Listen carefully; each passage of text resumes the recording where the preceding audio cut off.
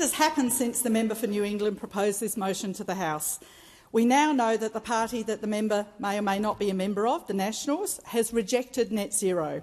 We also know that their partnering coalition, the Liberal Party, has obediently followed suit, sort of, because they tried to have a bit of a bet each way, with the opposition leader saying they're abandoning net zero, but that somehow they're going to stay in the Paris Agreement, while also actually going against the entire principles of the agreement, no matter what their talking points say. Their commitment to reducing emissions only goes as far as entertaining it as a possible outcome that would be, and I quote, welcome, but certainly not worth trying to achieve. Now, that all sounds very confusing and really like a word salad that's trying to please everybody or at least not offend anybody. But, of course, it really fails to do anything. But fear not, Deputy Speaker.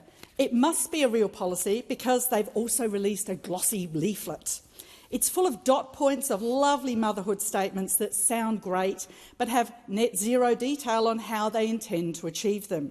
Addressing the shortfall in energy caused by 24 of the 28 coal-fired power plants, announcing closures under the Morrison government and nothing done to replace them? Nada. Addressing the unreliability of ageing coal-fired power plants that their owners know are uneconomic to repair or replace? Zilch. Addressing the lack of market interest in investing in coal-fired or nuclear power stations? Zip. Addressing cost of energy for households and businesses that will only be made worse by going away from the cheapest form of energy generation and instead backing more expensive forms of energy generation that need major capital injections? Nil.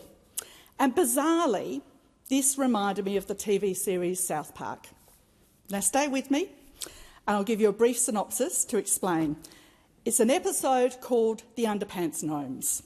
Our heroes, Cartman, Stan, Kyle and Kenny, you pick who is whom, meet another boy who insists the gnomes are stealing his underpants. Turns out he's right, and our heroes trace the gnomes back to their cave where they can see the cunning plan. On the wall is a chart. On the left, step 1, steal underpants.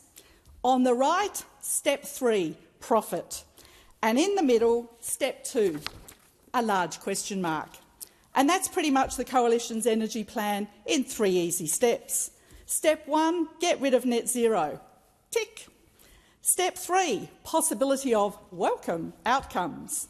Step 2, a big question mark. But don't you worry your pretty little head about it. It's all good. Here, look at this glossy brochure. Now, while this refers to their lack of energy plan, there is also a complete lack of plan to deal with climate change. And the irony is that the Coalition seats are largely based in rural and regional areas, some of the areas most at risk from the impacts of climate change. They're represented by people who don't believe in climate change or don't understand the science or are not willing to do anything about it, or all three. Droughts, floods, cyclones, increasingly powerful and more frequent storms, algal blooms and marine die-offs, as we've seen in South Australia.